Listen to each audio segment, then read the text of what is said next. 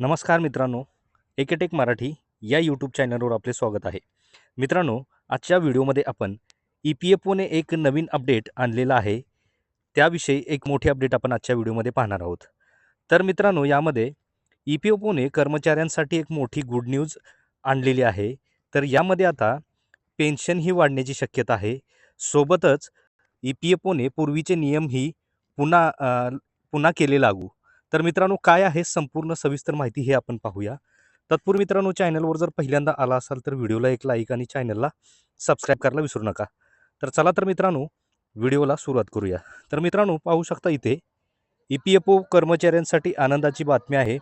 12 वर्षापूर्वीचे नियम केले पुन्हा लागू. सोबतच पेन्शन वाढण्याचीही शक्यता. काय आहे सविस्तर माहिती जाणून घेऊया. ई-पी-एफ-ओने महत्त्वाचा निर्णय घेतला आहे. आता पेन्शन योजनेतील योगदान मूळ पगाराशी जोडण्याचा निर्णय या ठिकाणी घेतला आहे. त्यामुळे पेन्शन वाढण्याची शक्यता या ठिकाणी वर्तवण्यात येत आहे.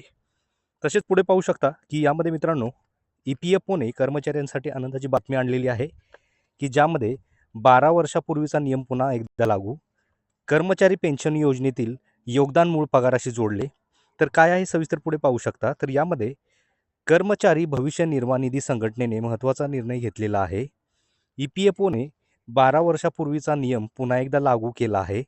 मीडिया रिपोर्टनुसार कर्मचारी भविष्य निर्वाह निधी संघटनेने कर्मचारी पेन्शन योजनेतील योगदान पुन्हा एकदा मूळ पगाराशी जोडण्याचा पर्याय लागू केला आहे. त्यामुळे आता पेन्शन ही तुमच्या मूळ पगारावर मोजली जाणार आहे. सोबतच 2014च्या नियमामध्ये दुरुस्ती केली आहे की यामध्ये लादलेले निर्बंध काढण्यात आले आहे. यामध्ये पेन्शन योग्य पगार 15,000 रुपयापर्यंत मर्यादित झाला होता. यामुळे सदस्यासाठी पेन्शन मोजण्याचा पद्धतीवर परिणाम झाला होता. यामुळे पेन्शन वाढेल असे या ठिकाणी मानले जाते. सोबतच या नवीन बदलाचा परिणाम कट ऑफ तारखेपूर्वी जास्त ई-पी-एस योगदान देणाऱ्या कर्मचाऱ्यांना होणार आहे. या अहवालानुसार सप्टेंबर 2014मध्ये पेन्शन योग्य वेतन मर्यादा निश्चित केली होती. यानंतर अनेक दिवस गोंधळ सुरू होता. त्यानंतर आता हा निर्णय या ठिकाणी घेण्यात आलेला आहे. तसेच पुढे पाहू शकता की ई-पी-एफ-ओने यामध्ये ई-पी-एस पेन्शन कॅप कधी सुरू केली. 1 सप्टेंबर 2024 रोजी ई-पी-एफ-ओने मासिक पेन्शन 1,000 रुपये निश्चित केली होती. याचसोबत सरकारी संस्थेने पेन्शन योग्य पगार 15,000 निश्चित केला. यामध्ये मूळ पगार आणि महागाई भत्त्याचा समावेश आहे.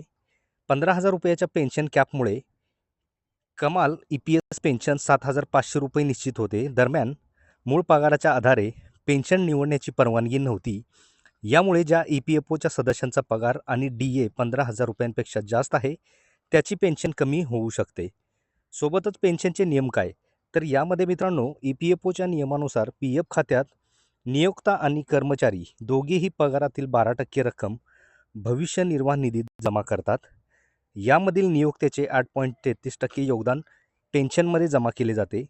पुढे भविष्यात हेच पी-एफ आणि पेन्शनचे पैसे कर्मचाऱ्यांना या ठिकाणी दिले जात आहे.